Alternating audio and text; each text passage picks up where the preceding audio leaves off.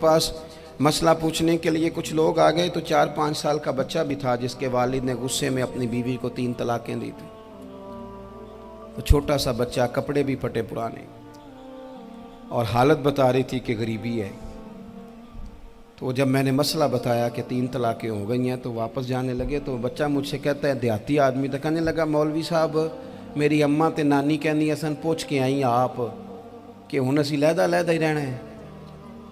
तो उस बच्चे की नौनिहाल की वो कैफियत देखी तो मैं रो पड़ा। मैंने कहा यार ये बच्चा बेचारा माँ बाप के होते हुए ये यतीमों जैसी ज़िंदगी गुजारेगा क्योंकि बाप ने तलाक दे दी। किस तरह मसाइल नहीं बताए लोगों को, तालीम से आगाही नहीं किया।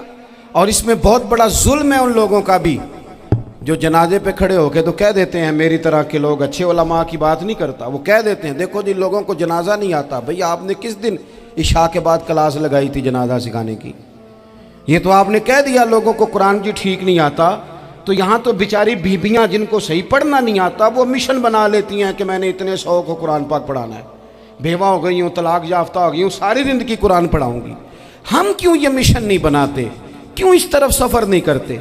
एक तो दीनी मालूमात में, दीनी उलूम में अपने आप को लगाएं और ज़ौक़ पैदा करें कि जो चीज़ें मुझे नहीं आती मैंने वो सीखनी है, जो मामलात मुझे नहीं आते मैंने उनकी तरफ सफ़र करना है। एक तो अपना ये मिजाज बनाएं। और जब आप दीनी उलूम सीखते हैं तो पता है कौन सा मंज़र कायम होता है? मंज़र वो बनता है कि हज़रत अबू हुरैरा भी दीन सीखा करते थे, हज़रत अब्दुल्ला इब्न उमर भी असहाबे सुफ़ा में रहा करते थे, हज़रत अनस बिन मालिक भी रहा करते थे। और ऐसा मंज़र बनता है कि हज़रत सैयदा खदीजतुल कुबरा रज़ी अल्लाह तआला अन्हा फरमाती हैं, सैयदा फ़ातिमा हुजूर की गोद में बैठी होती थी और नबी पाक से बातें पूछती थी और हुजूर उन्हें बता रहे होते थे। सैयदा आयशा हुजूर से दीन की बातें पूछती। चौथा हिस्सा हमारी फ़िक़्ह के उसूल हज़रत फ़ातिमा की, हज़रत आयशा सिद्दीक़ा की मरवियात पर मबनी है। अगर हमारी बच्चियां छोड़ दें डाइजेस्ट पढ़ना, छोड़ दें इधर उधर की मूवी देखना और वो किताब व सुन्नत पर आ जाएं, तो बहुत सारे मसाइल ऐसे हैं जो उलझने से पहले ही सुलझे हुए हों। दीनी तालीम का मिजाज और ज़ौक़। और दूसरी आयत करीमा मैंने तिलावत की, अल्लाह करीम ने कुरान मजीद में फरमाया, या अय्युहल्लज़ीना आमनू कू अनफुसकुम व अहलीकुम नारा, ऐ ईमान वालों खुद भी दोज़ख की आग से बचो और अपने घर वालों को भी बचाओ।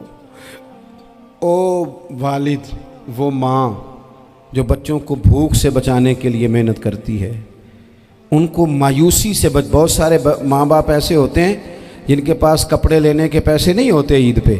क्यों? अजान शुरू होगी जी, अजान सुने जी। अजीज़ भाई, जिस तरह हम अपने बच्चों को देखें, बहुत सारे माँ बाप के पास गुंजाइश नहीं होती, लेकिन इस नीयत से कि बच्चों के दिल टूट जाएंगे, ईद पे कैसे गुजारा करेंगे, मुश्किल से भी कपड़े ख़रीद के देते। इस तरह हम अपने बच्चों को भूख से, प्यास से, मायूसी से बचाते हैं। इस तरह हमारे रब ने हमारे ज़िम्मे लगाया है कि तुम अपने बच्चों को कोशिश करो दोज़ख की आग से बचाने की। हज़रत उमर फ़ारूक रज़ी अल्लाह तआला अन्हु ने अर्ज़ किया था, या रसूल अल्लाह सल्लल्लाहु तआला अलैहि वसल्लम, इस आया करीमा का माना क्या है? तो महबूब करीम अलैहिस्सलाम ने फरमाया, उमर, जिन चीज़ों का अल्लाह तुम्हें हुक्म देता है तुम अपने घर वालों को उन चीज़ों का हुक्म दो। जिन चीज़ों से रब रसूल तुम्हें मना करते हैं अपने घर वालों को उनसे रोको। अपने घर के अंदर निफाज दीन करने की कोशिश करो। मेरे भाई, बहुत ज़्यादा आजमाइश है हमारे घरों में, बेचैनियाँ हैं, इज़्तिराब है, बच्चों में सख्ती है, बहन भाई एक दूसरे के साथ लड़ते हैं, मिजाजों में तलखी आ गई। क्यों भला? इसलिए कि माँ बाप को जो बेहतरीन किरदार और जो हसीन तरीका घर में अपनाना चाहिए था, बच्चे तकरीर बाहर से सुनते हैं लेकिन वो फॉलो अपने माँ बाप को करते हैं।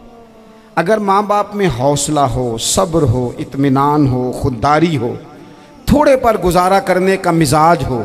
देखें ना, आज डिप्रेशन है, टेंशन है, पैनिक्स अटैक्स हैं, बड़ी सारी चीज़ें आ गई हैं। क्यों भला? सब्र नहीं, तहम्मुल नहीं, बुर्दबारी नहीं।